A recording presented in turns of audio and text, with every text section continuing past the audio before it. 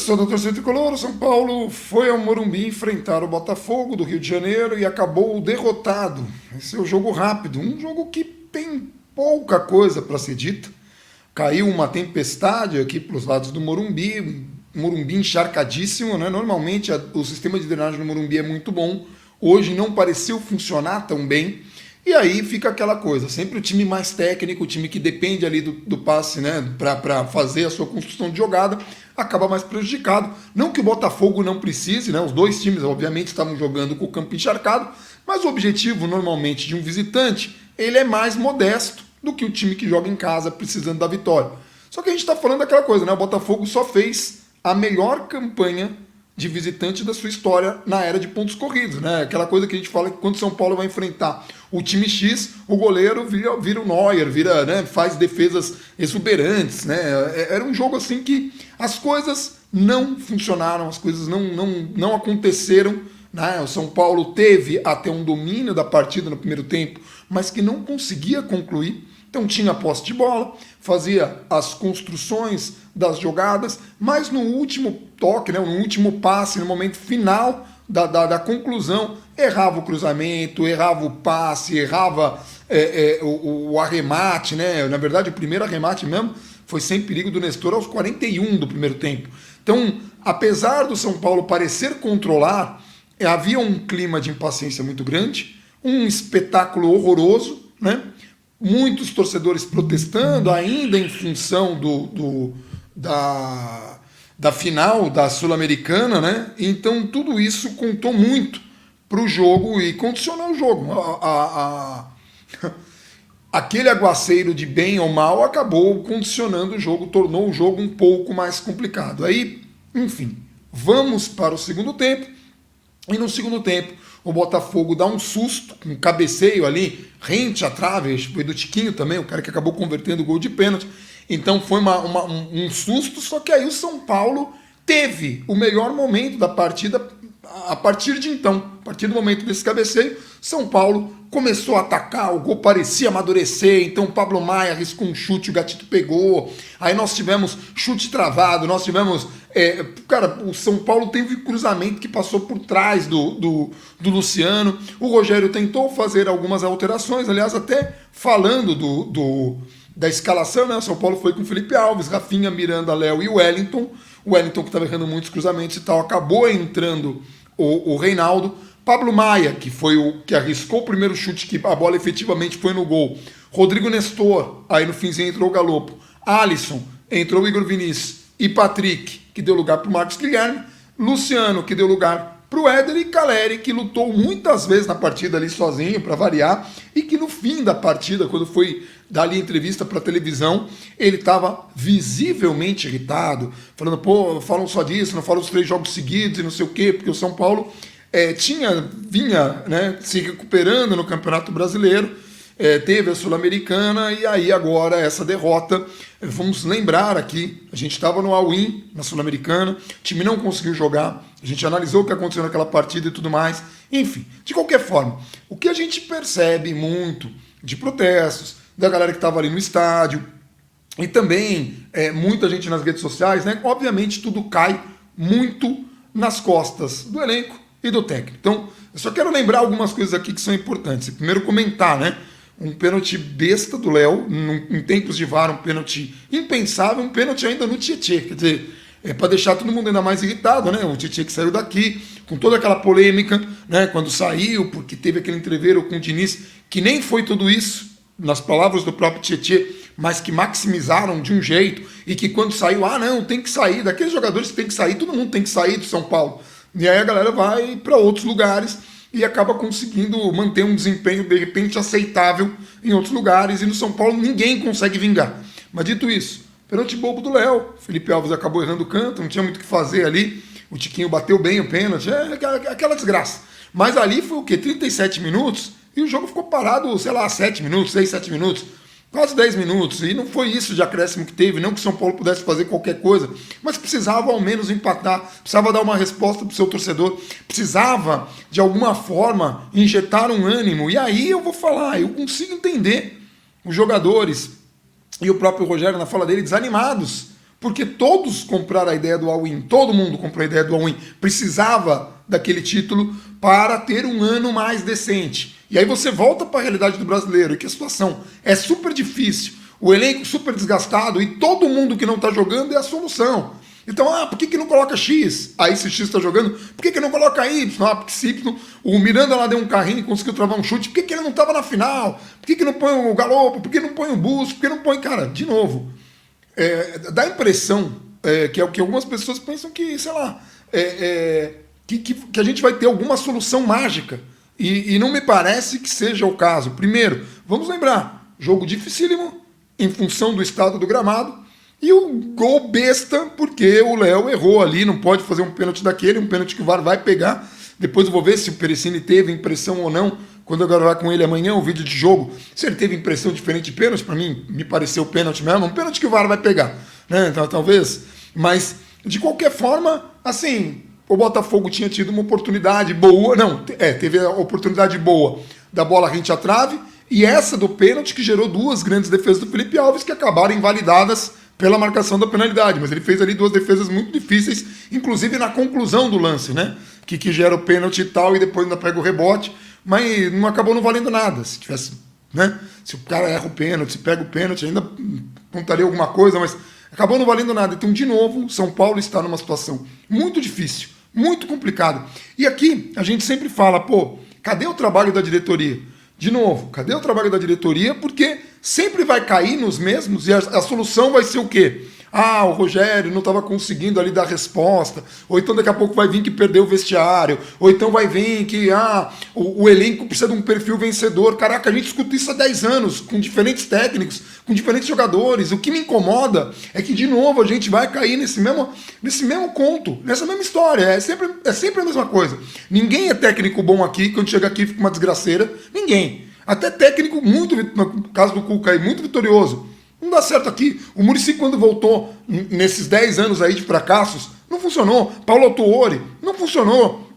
O Crespo, mas ganhou um paulista. Muito pouco. Não resolveu. Esse não resolveu. E também não funcionou. Porque com o Crespo, com 9 contratações, a gente não conseguiu chegar numa Libertadores.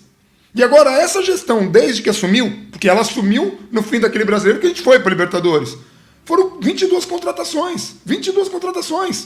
E a gente está correndo um risco muito sério de não ir para Libertadores de novo. E tem dívida que vai ser lá. Tem dívida que vai ser. Aí vem aquela notícia, olha, superávit do São Paulo. Superávit? Nós estamos... Ainda que tenha tido superávit, agora vem que é parcelado. Engraçado que lá ninguém deu muito detalhe assim da diretoria, de como que era, o que ia acontecer e tudo mais. Não, vamos pegar empréstimo bancário, vamos colocar isso daí como garantia, quer dizer, esse dinheiro que a gente tem a receber, é sempre tudo muito bagunçado. Como é que a gente contratou tanto jogador e como é que a gente contratou um jogador tão caro se a gente está devendo para o elenco que não pagou sequer o bicho da classificação para a final? E ainda teve aquela história toda, não, o elenco estava discutindo o bicho, que a gente já falou, primeiro é normal discutir bicho. Time vencedor discute bicho. Time que está numa situação difícil discute bicho. E não foi nem o caso desse time, porque os caras sabiam que nem recebendo estavam.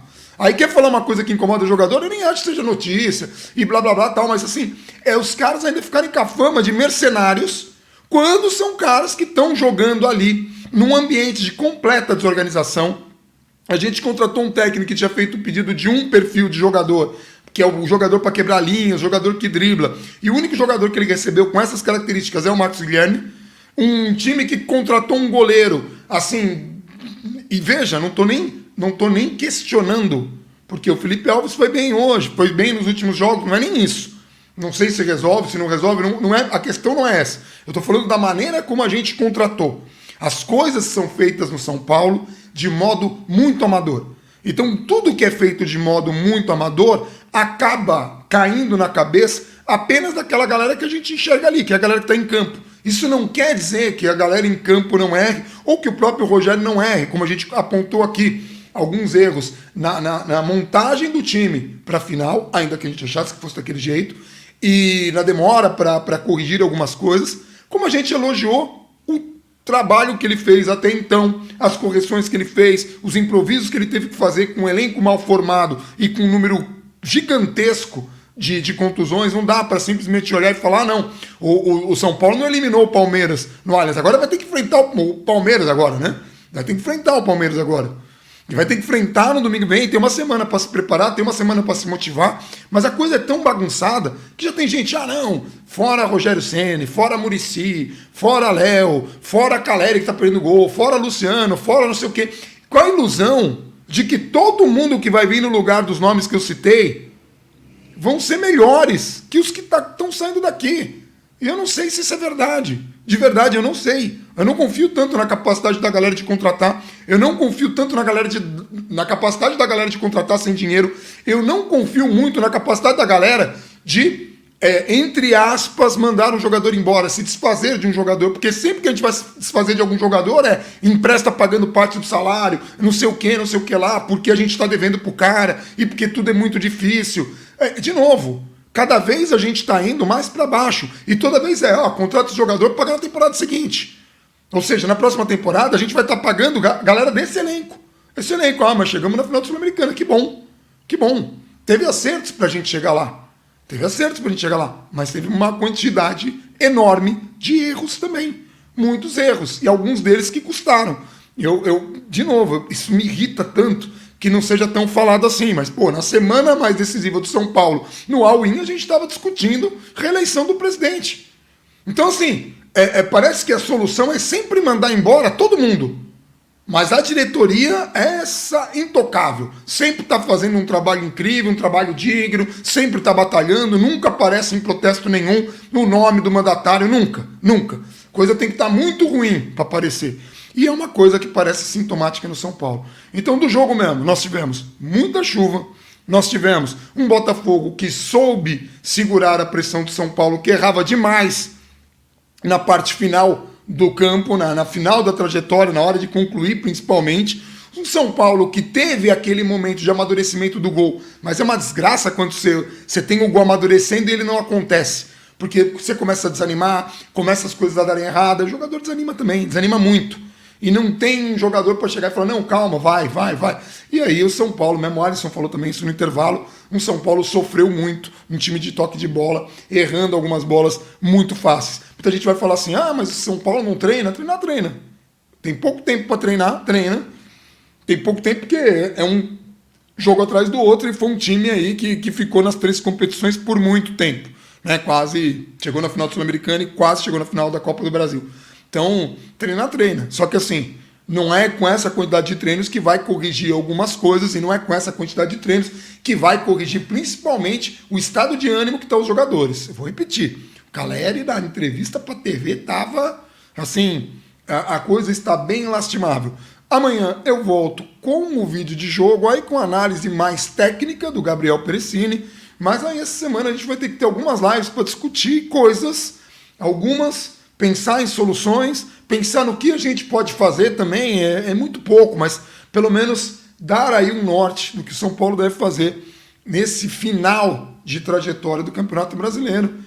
Mas é extremamente desanimador. Agora o São Paulo pode ainda, se não me engano, pode ser ultrapassado pelo Santos, né? Está na 11ª colocação. Santos joga amanhã, acho que Coritiba, se eu não estou enganado. Ou a Juventude, não lembro agora. Mas enfim, aí o Santos tem a possibilidade, com a vitória, ele empataria em número de pontos com o São Paulo. Isso tudo estou tirando de cabeça, eu devia ter olhado aqui, mas eu...